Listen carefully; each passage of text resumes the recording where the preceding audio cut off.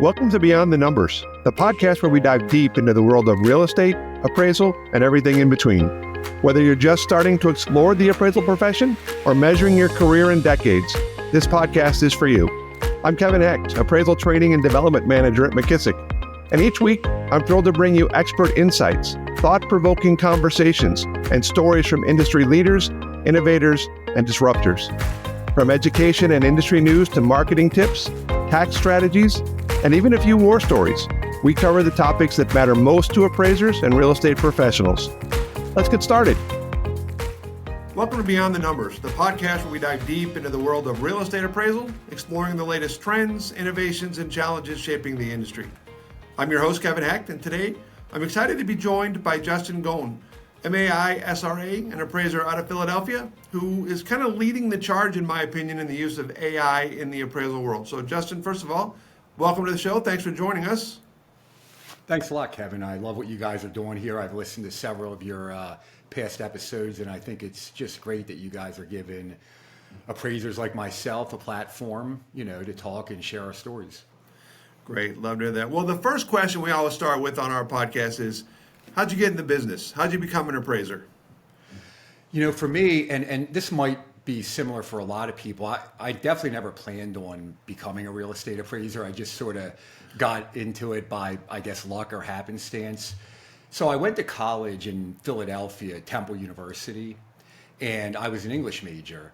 And, I sort of had ideas, am I going to become a professor or a writer, sort of what am I going to do? And I graduated and I was sort of meandering my way through my 20s without a lot of direction, I guess. And then one day through a friend, I met a real estate appraiser, and he ran, I guess you would call it a small boutique appraisal firm in the city of Philadelphia. And he had a partner, another appraiser.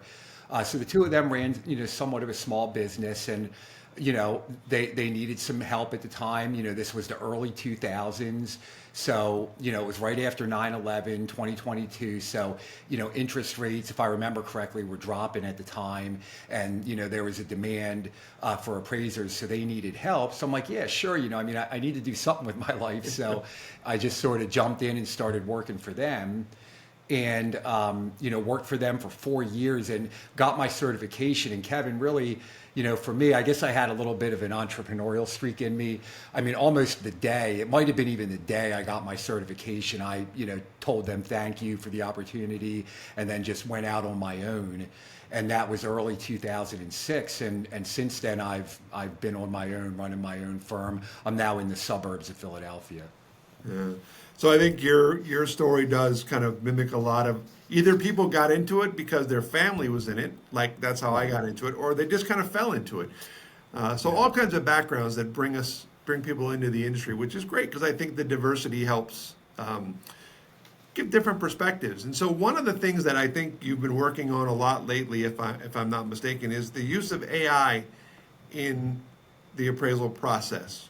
And I think, one of the things that every appraiser knows that's been in the business for any length of time is how much this industry has changed and frankly will continue to change.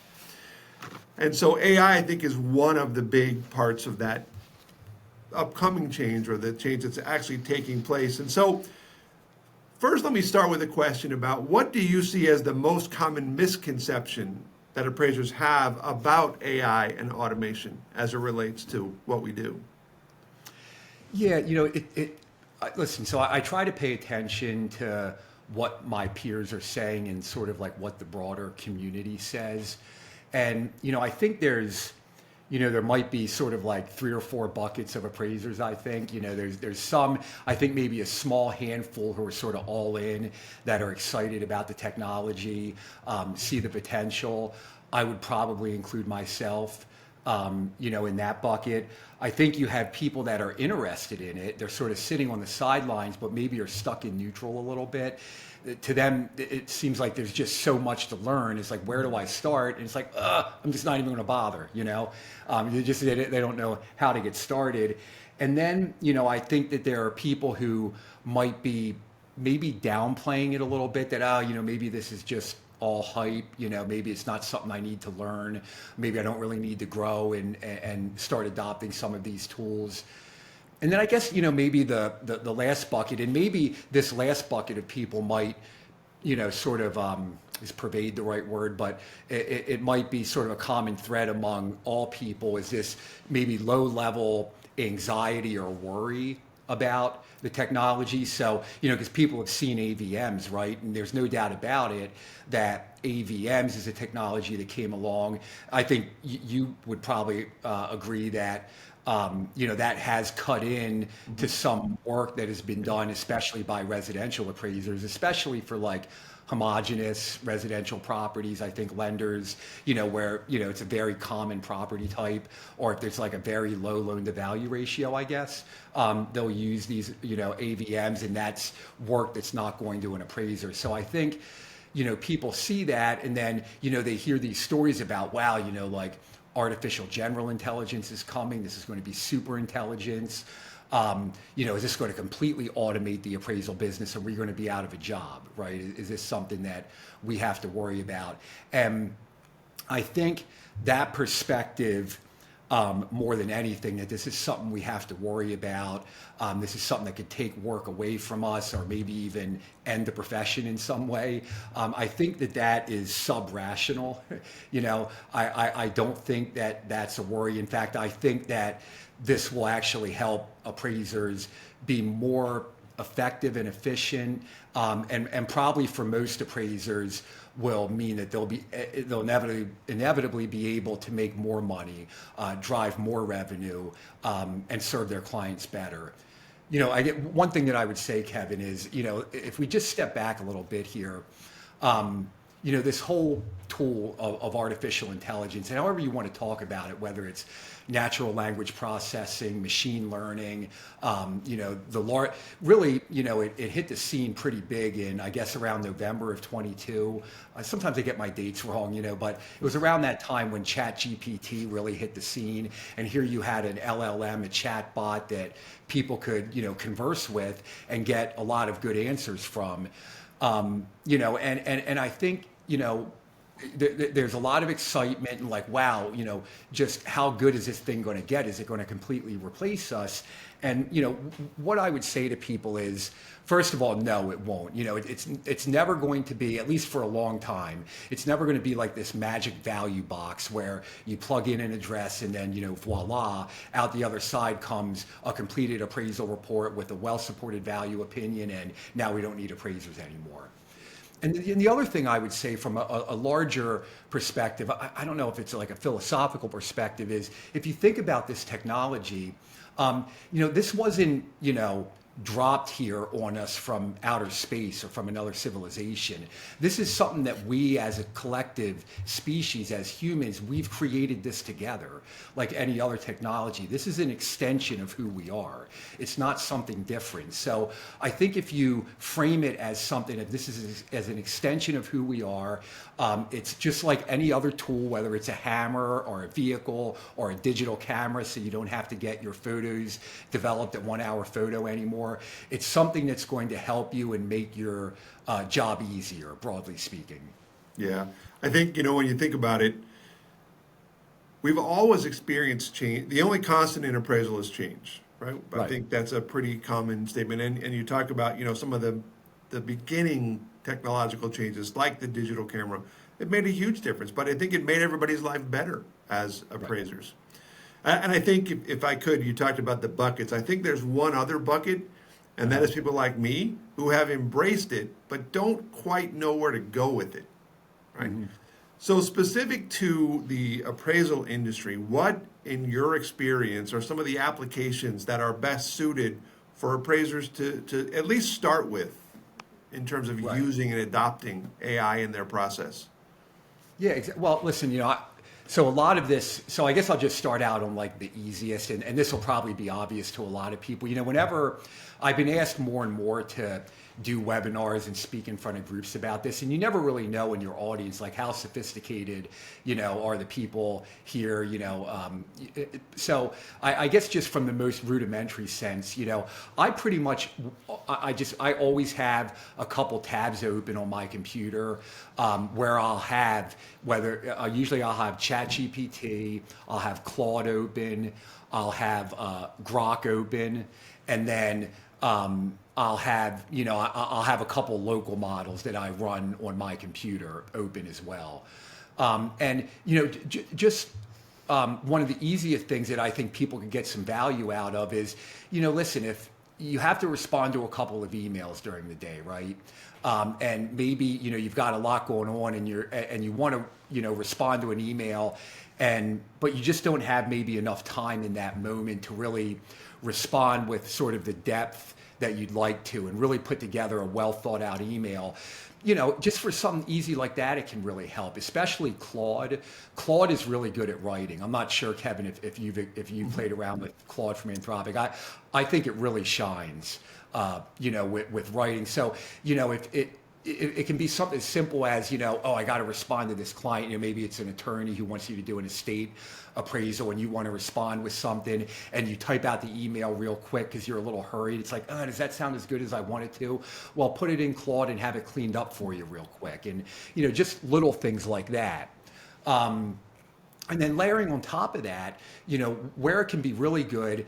And we can talk about privacy because privacy is very important here because we are dealing with confidential information and we never want to share that. We have responsibilities with USPAP and the Graham-Leach-Bliley Act and all that. So we can touch on that a little bit later. I don't want that to derail us too much right now. But, another thing that's good, so I do commercial appraisals primarily. And, commercial appraisers, a lot of times, we can get buried with lease agreements, especially if we're doing like a strip shopping center or like a multi-tenant office building where you might have a lot of lease agreements, I don't know, maybe you have 5, 10, 15 lease agreements, and you need to take the data from those lease agreements and put them in a format that your client and your user can understand and digest easily. You need to make it into a lease abstract and put it in the appraisal where everything's clean there for you. Leasee, leaseor, the size of the unit, and all the stuff you would find in a detailed lease abstract. That can be pretty time consuming. Well, and again, this is just one of many examples. It's often hard for me to decide, well, what examples should I bring up? But this is just one of many, is you can use AI to, take that narrative lease agreement that's in PDF format and ask it to create a lease abstract for you. And then ask it to, export it to a CSV file or an Excel file for you. And then, of course, you need to own your work. You just can't trust, the AI did it, so that lease abstract must be right.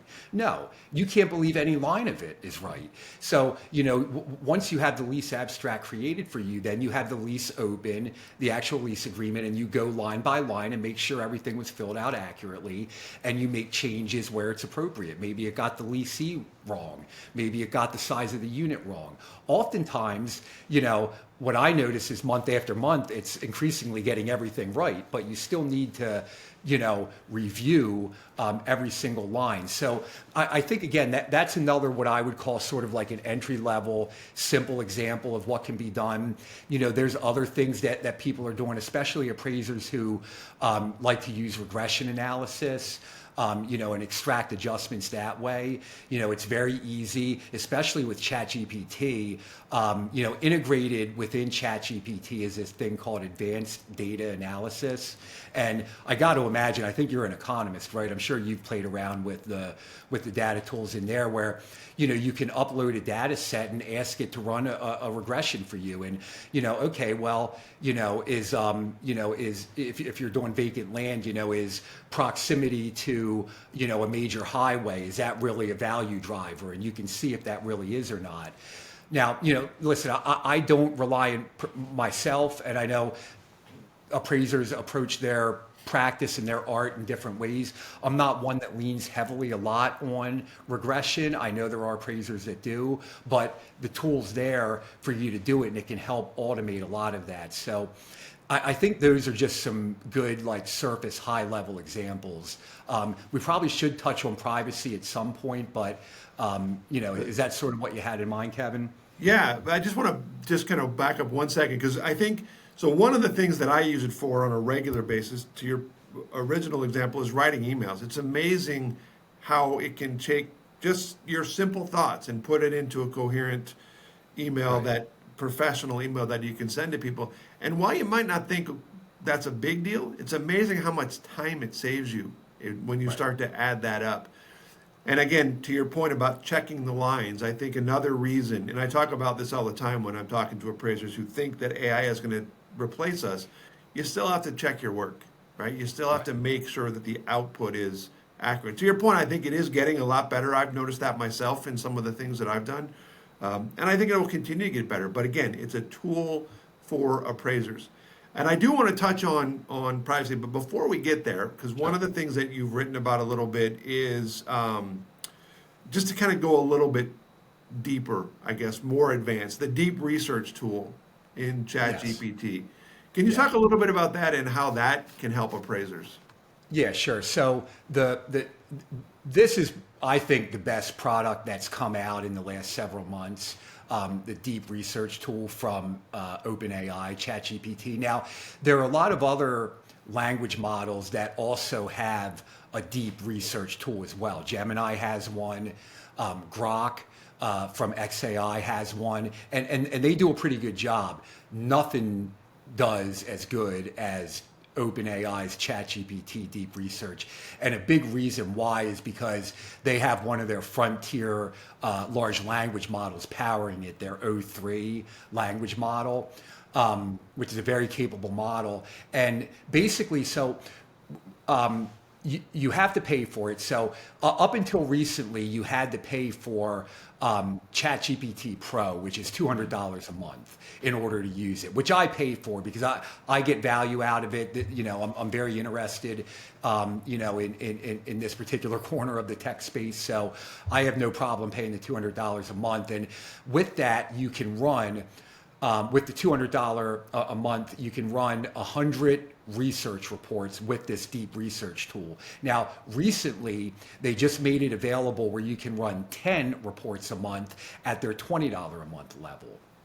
And basically what it does is you give it a research topic and it goes out on the internet and it does deep research for you. And it can take anywhere from 3 or 4 minutes, depending on the topic, up to 10, 15, 20 minutes, sometimes even longer, to put together a report for you. And, it'll put together extremely impressive, detailed, like McKinsey level reports. Like when it first came out, I just wanted to try it out real quick. So I asked it to do a deep dive on the video for me. I said, hey, I want this to look like a report that a Goldman Sachs analyst would have put out. And you get back this hugely detailed report. And the best thing about it is every claim that it makes in the report that it gives you is backed up with a citation that you can visit and double check the actual source. So, if it says, and I'm just spitballing here, I'm not giving real numbers. If it says, NVIDIA, their data center revenue increased by 40% quarter over quarter in Q4. Well, you don't just believe that, it gives you a link and you go and you look at the source and, it might link to their, SEC filing on the EDCR website. And when this first came out and I started talking about it, I told people, I'm like, listen, if you want me to run a report for you, let me know and I'll do it. This thing's amazing. And there was a few people that took me up on it, including an appraiser who I have a very high opinion of, located in Texas. He's like, yeah, I want to try this. And, had me run a few reports for him. And, basically, it just came back with these extremely detailed, well-researched, with sources, reports. I mean, you can give it an address, for example. You can say, well, I'm doing this Marriott hotel, right? And you can give it the name of the hotel, the address, and then, you can instruct it, you can go to like the appraisal of real estate, right? And, look in there and say, okay, and you can tell it what the appraisal of real estate recommends that an appraiser do when completing a detailed market analysis. There's a multi-step process: supply analysis, demand analysis, and you can feed that into it and say, now, based on the appraisal of real estate, best practices, create me a detailed market analysis for this hotel. And it'll go to work for you. And 10 or 15 minutes later, you'll get an extremely detailed report. And then what you do with that, again, you own your work. You verify every claim that's made in it. You rewrite it in your own language, but you're basically getting a report that normally you would pay a junior analyst $75,000, $85,000 a year to create these types of reports, and it's just doing it for you. And I would finish by saying that, you don't have to just take my word for it. There are on social media, professors, PhDs from all over this country, major research institutions who are using it and saying and singing its praises, saying it's doing amazing jobs for them. There's a professor here at the Wharton School near me, a professor here at the Wharton School at the University of Pennsylvania who uses it all the time, posts on social media about the reports that he's running and how impressed he is with it. So I think that's almost like another low-hanging fruit, because you can pay $20 a month and start using it and get 10 reports a month. So it's something that I would encourage everybody to check out. Yeah. I mean, again, a lot of options that are available. I've used the deep research for some economic analysis as well. I'm pretty impressed with what it comes out with. So Right. just imagine applying that to your appraisal process and how much time it can save you, to your point.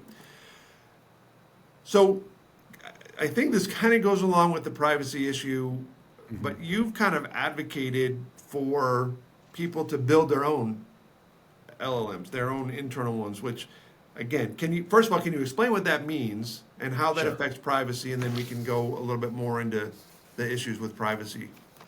Yeah, sure. So what I've talked about a lot in the past couple of months online is there's this emerging framework, and it's not like it's just come out in the last year, but it's gained more popularity since large language models have really hit the public consciousness since November 2022. There's this emerging framework known as retrieval augmented generation. It goes by an acronym of RAG, R-A-G. And technically, there are a lot of different ways to implement this RAG framework. And in the research community, there's a lot of arguments about how to best implement it. And it's an evolving area of research. But what's best about it is that you can, you can ensure privacy, and the other thing that you can do is you can bring the power of these large language models to bear on your internal corpus of knowledge.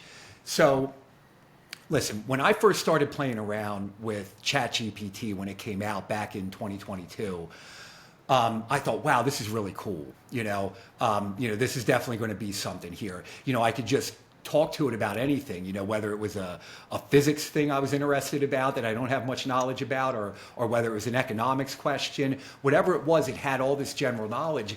And I thought, wow, what would be amazing is if I could bring sort of the horsepower that this model has, if I could bring that to bear on my internal knowledge base that I have in my appraisal firm. So, that's all my past appraisal reports that I completed. That's, a big thing that I do, and I think a lot of appraisers do, or they should do, is every morning I wake up and I look at the Philadelphia Business Journal, because this is my market, and there's at least 3 or 4 new articles every day on new commercial real estate developments in my region. So I PDF them and I save them to my computer, because I might want to go back, and if I'm doing an industrial property, I might want to see what new industrial developments are just talked about in the news or that are in the pipeline.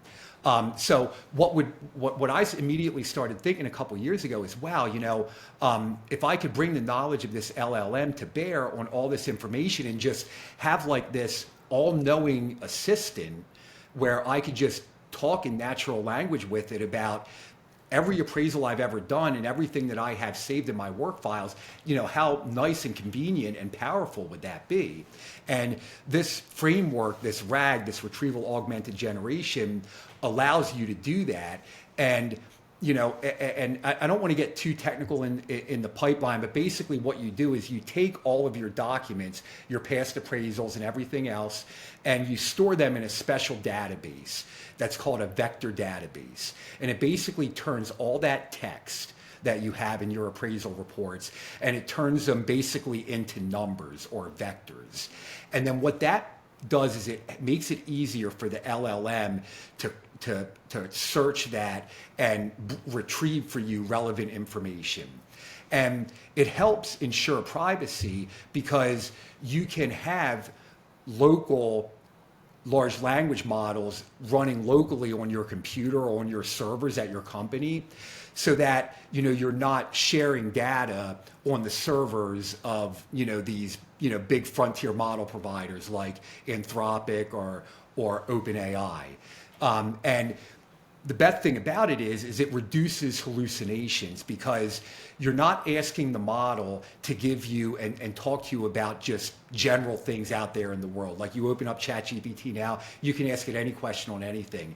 It's solely focused only on all of your data. So you can ask it questions like, hey, I just got an appraisal assignment to do an industrial to appraise this industrial facility in Monroe County.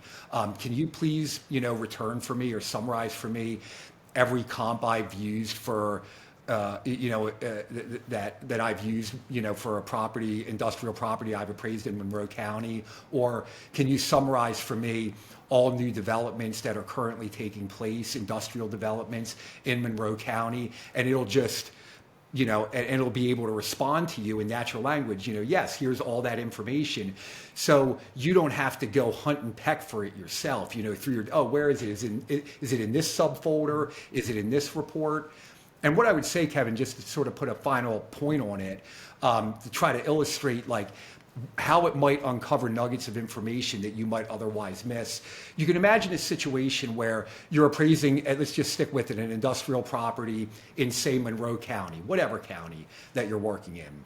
And as part of your report in your market analysis section, you might want to talk about all the new and current developments, industrial developments that are taking place within that particular submarket. So what you might do is right now, you might go into your database and filter all your prior reports by industrial properties within Monroe County or whatever the submarket is, and then say, okay, these are all the reports I did. Maybe there's 5, 10, or 12. You can open up each report and read through them, see if there's anything relevant in there. You see how much slower that is, rather than just asking an assistant who knows everything and has immediate recall. But the final thing is where it gets even better is within that submarket, you might have appraised an assisted living facility. And within that assisted living facility appraisal, when you were talking about the locality, you might have mentioned an industrial development that took place 2 miles away, because it's relevant to talking about the locality. Now, if you were now doing an appraisal on an industrial facility, would you know to look in an assisted living appraisal you did for information about an industrial development? Likely you wouldn't have. You know what I mean? You would just think, well, why would I look in an assisted living appraisal I did for discussion about industrial developments in this submarket? That's something a large language model would pick up, because it's synthesizing all that past data you did and retrieving it for you. Yeah. So I think when we talk about privacy, we talk, the local large language models, the ones that we build, as you pointed out, we're in control of. What are the bigger privacy issues with OpenAI, with Claude, I've never used Grok, so I'm not too familiar with that one. So. Well, listen, I would say what you should do this afternoon is immediately use Grok, because it's really, really good. It's really good. So listen, these are the issues, and I think if you were to read over USPAP, or anybody were to take a good refresher on it, and then also the Gramm-Leach-Bliley Privacy Act, if you're uploading personal identifiable information or any confidential client data into ChatGPT or one of these models, listen, I'm not an attorney, but I think you're probably you probably shouldn't be doing that. You'd probably be in violation of those regulations. So with ChatGPT, and because that's the most popular one, and most of them are like this, they give you an option where you can opt out of data sharing. And everybody should do that anyway, where you go into the settings, you can say, no, I don't want you to use my data. I don't want to share my data. I don't want you to use my data to train your model, right? So you can do that. But what OpenAI does, what ChatGPT does is, if you look at their terms of service, they save all the information you load in there for 30 days, no matter what. Even if you opt out of data sharing, they save it. They say the reason why they do that is just for like safety and compliance issues. Like, for example, if somebody's in there and they're like, trying to, trying to hack the AI in some way to tell them how to like make a dirty bomb or something, God forbid. You know what I mean? Like authorities want to be able to go back. But the bottom line is it's living on that server there, for 30 days. And, I just think transmitting that data, to their cloud environment, I think most people would say that you're sharing confidential information when maybe you shouldn't be. So I don't do that. Now, I will say this, you can still use it for things like we brought up, making a lease abstract, right? Well, what you could do is first you could take your lease agreement and go through it real quick and redact out all the personal information, like the leaseor's name, the leasee, the address of the property, you know what I mean? So you can still redact a lot of information and have it do a lot of this work for you, but I would lean away with sharing information with any of these models. Yeah, I think that's an important point and something that people need to think about as they start to adopt this. Now, kind of just to wrap things up a little bit, I've got a couple more questions, but I saw that post you made on LinkedIn about how you offered to let people send you some information and you'd run the research report for them, and you mentioned you didn't get a whole lot of responses. Right. And so I think, what advice would you give somebody who's skeptical about the use of AI? Well, what I would say is they are very powerful tools. Like I said earlier, it's not a magic value box. You don't have to worry about there ever being a situation where you just say, here's an address and then, magically you get, a well-supported value opinion and the appraisal's typed for you. That's not what it's for. Where it's powerful is with knowledge retrieval, knowledge synthesis, the whole example I just went on about there, maybe for too long, about retrieval augmented generation. That's where it shines, in helping you effectively retrieve the knowledge you have. And then also in saving you time, like with the lease abstract example that I gave you.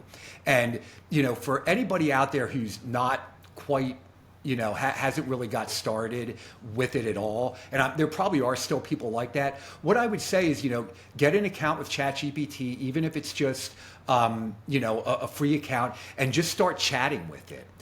And just ask it questions like you would ask a friend. Hey, I'm a real estate appraiser. How should I use you? And you'll be surprised. A half hour will pass, and before you know it, you've had this back and forth. And I think that's a good, entry point for people. If you're skeptical, I'm not really sure what you're skeptical of. If what you're skeptical of is, it'll never replace an appraiser, then I think you're sort of setting up like a straw man argument. There shouldn't be anybody out there saying that it's going to replace an appraiser. That's just like a non-starter. That's not what these things do. They help you with knowledge retrieval. They can help you save time, like some of the examples we've given already. And they can do that unambiguously. So there's nothing to be skeptical about. Yeah, I think that's a great point. And, again, to your point, if you haven't tried these, I would strongly encourage you. The one thing you can't do is break them, right? You're not going to break ChatGPT no matter how hard you try. So go out and play with it. Just see what it offers, because I think, again, there's a lot of opportunity for appraisers to improve their efficiency, if nothing else. And I think we're all looking for ways to save time. Completely Well, agree. Justin, we could talk a lot more about this, but I think that's a good place to kind of wrap things up for this one. But I'd love to have you back, kind of maybe go into a little bit deeper Absolutely. examples. But thank you very much for all the information and for joining us today. And again, I encourage everybody to go out and check out these models, see what they can do for you. So that's it for today's episode of Beyond the Numbers. Thanks for tuning in, and I hope you found this discussion insightful and inspiring. If you enjoyed this episode, don't forget to subscribe and share it with your fellow appraisers. See you next time. Thank you all very much. Thanks for tuning in to this week's Beyond the Numbers. If you'd like to stay at the forefront of appraisal news, boost your career, or just learn more about the profession, be sure to subscribe to Beyond the Numbers with McKissock Appraisal at Apple Podcasts, Spotify, or wherever you get your podcast. Thanks for stopping by.